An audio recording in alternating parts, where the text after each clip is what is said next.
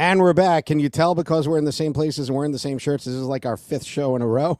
Digital Dove, Zach Moneybags Greenberg. He finally named himself correctly, so I know what to call him. All right, welcome to Making Sense.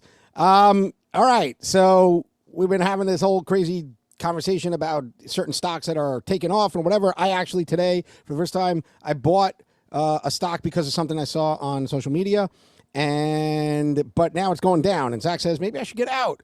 So let's talk about how to actually do that. So here I'm going to share my my screen here. Okay, so I bought this funware thing. And I literally had a crazy day. I mean, it's had a crazy day. I bought it at so. Could you tell me what did I buy it at? How do I see that? It says it right there. Your average cost, $7.80. Okay, but see, you know that, but I don't know that. Okay, your average cost means that's what you bought it for. That's what I bought it for. Okay, I bought it for $7.80. It's now at $8.30. Moving fast.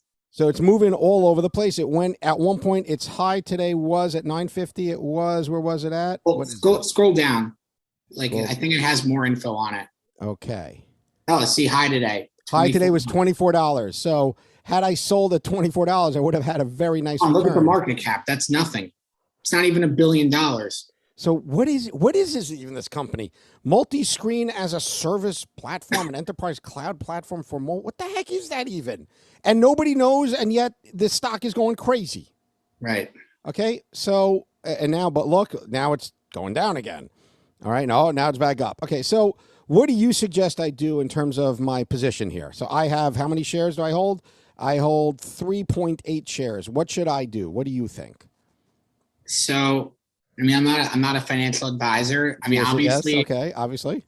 Look, I mean, you don't see it now, but earlier today, this is something I want to talk about. There's a thing called volatility halts.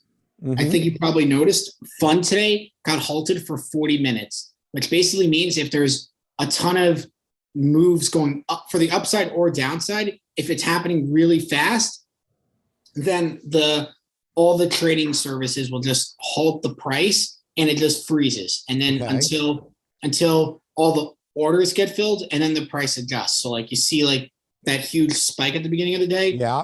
That was all from halts. It started out at I don't know. I mean, we want to go back to the beginning of it. This is probably where this price got. It got. Oh yeah. That was a huge halt. Yeah, but then you see it drop. You see that drop after? And then a huge drop after the halt. People probably got scared, oh my God, this is a 40-minute halt. It went from 18 to 9 almost. Yeah, people will say that this is why is it halted for 40 minutes? That's absurd. Okay.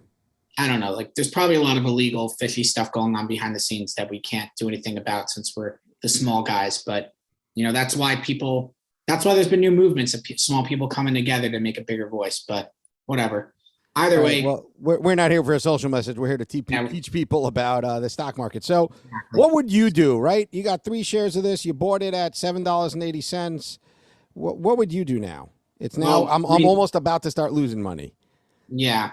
So what should I do? What do you think? I mean, I think it's clearly past, its peak, but I definitely think it could pop again to $13 or so before we know it.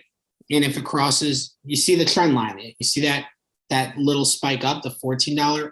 Yeah, that one. Yeah. What price is that? $14. Okay, more than likely, if it breaks past that, it could probably go back up to the next level, which is that other line of the $18 one. Up here. Yeah. So if it somehow goes back up and breaks $14, I could see it moving pretty fast to $18. Okay. But so how would you do this as what should I do? How do I do this? So you're about even. You're up $1. So this is I think kind of where our personal preference comes in. If you're okay with, in theory, losing all this money, then you could YOLO it and then see if it pops back up to that $14 level and see if you can get a really nice gain in today. Okay. Or if you want to mitigate some risk, maybe you could sell. You have 3.8 shares. Maybe you could sell 2 shares right now. Pocket, I guess, 50 cents. It's not really so much, but at least then you're only playing at risk a lot less money because it definitely, like I said, it's Friday, it's the weekend. People might pull out before the weekend, and it could just totally collapse. And I don't know if it's going to pick up again next week because it's probably a pump and dump play. So What if I wanted to say, you know what? I want to YOLO this. I don't even know what that means, but I want to YOLO this. I want to assume this is going to go crazy before the end of the day. So what should I do? I mean, click on the 5-year chart. 5-year chart. Okay, 5-year chart. I mean, look at that. You see that spike? Look what that spike went up to. $308. What? So like, who knows? What if it does that? Right. And then, I mean, it's been living in the $4 or $5 range for a very long time. Right. It was at 90 cents yesterday. Yesterday morning, it was less than $1. That's crazy. Yeah, I saw some guy on Facebook. He had 3,000 shares. He bought yesterday at 90 cents. Now it's worth 60 grand, or at one point today it was. Oh, I hope he got out. I don't know. I mean, even now he could still get out and he's fine. All right, so let's say I want to YOLO this, okay? Playing with my 3 shares. How do you do that? You just don't sell, or you could even click sell and then sell at a certain price. I don't know. Okay, so so I want to sell my fund, invest in, or you could put a stop loss. Like maybe if it dips below $6, you think the play is over and you're okay with that little loss, but otherwise I'm just going to keep holding until you want to sell, and then you can just cancel that $6 sell order whenever you want. All right, so let's do that. Let's do a stop loss order, and that's basically an emergency break that I'm putting on, saying if it gets to this rate, I want to sell it. But anything other than that, I want to hang on to it. Right, and then So my stop loss price, I'm going to say, is $6. Okay. Shares are how do I do all of that? I do 3 whatever I have. I put in the actual number. Yeah.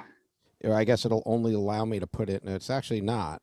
You can't do period. I can't do periods. No. So whatever. Okay. And do good for day or good till canceled.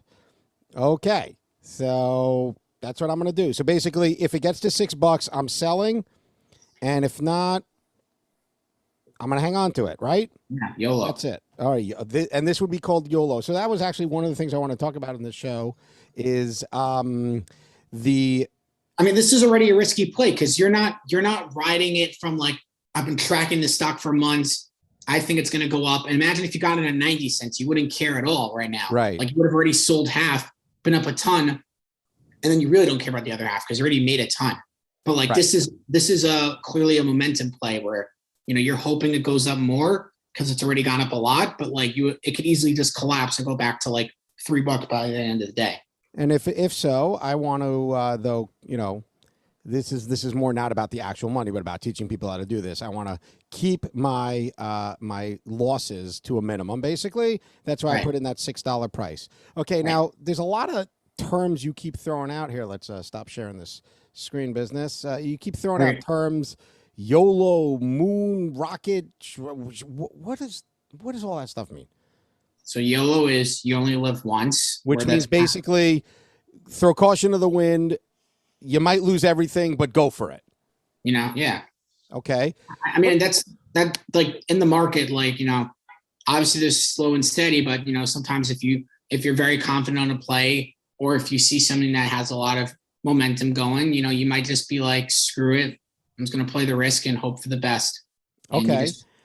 There's another one that I keep thinking is somebody spelling the word wrong, but I don't think so. I'm sorry? Yeah.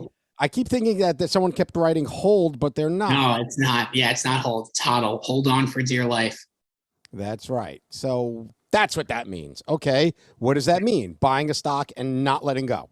Yeah, that's like, if you had GameStop, if it dips, don't care. Just hold it for a year, whatever. So that's HODL, hodl, whatever. Well, I don't think GameStop's a pump and dump. Like it's been 6 months. No, longer. It's been 10 months. It's been 10 months since. Yeah. Yeah. And it's been at over $150 since then. So that's clearly not a pump and dump.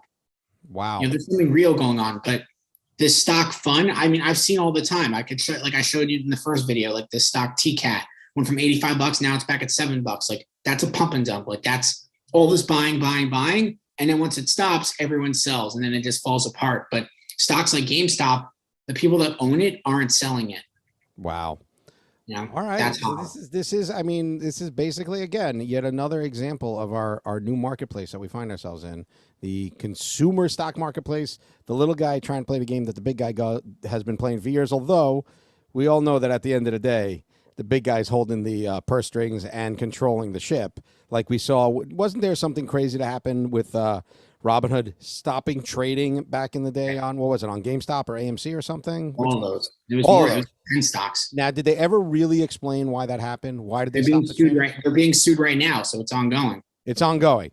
And basically it was just like, okay, you guys are... There's no way it's clean. Like there's no way it is. There's like, no logical explanation that would make sense. Yeah, and they happen to message Citadel, oh yeah, we're going to be halting trading. And then Citadel's like, thank you for the update. And then Citadel conveniently didn't halt trading because they wanted to look like the good guy, even though they probably had millions of dollars involved in this. That's right. So there's no way that this ends cleanly, but like we've seen time and time But again.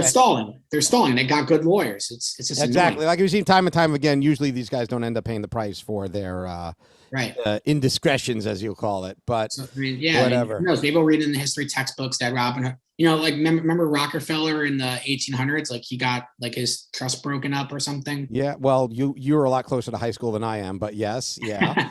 Yeah, so I don't know all the details, but like he had like a huge monopoly on maybe it was like oil or the trains, like and the steel and everything. Yeah. And then he just was like by far the richest person in the country. And then I think Theodore Roosevelt, like I think it was Tim, maybe it wasn't. Sounds right.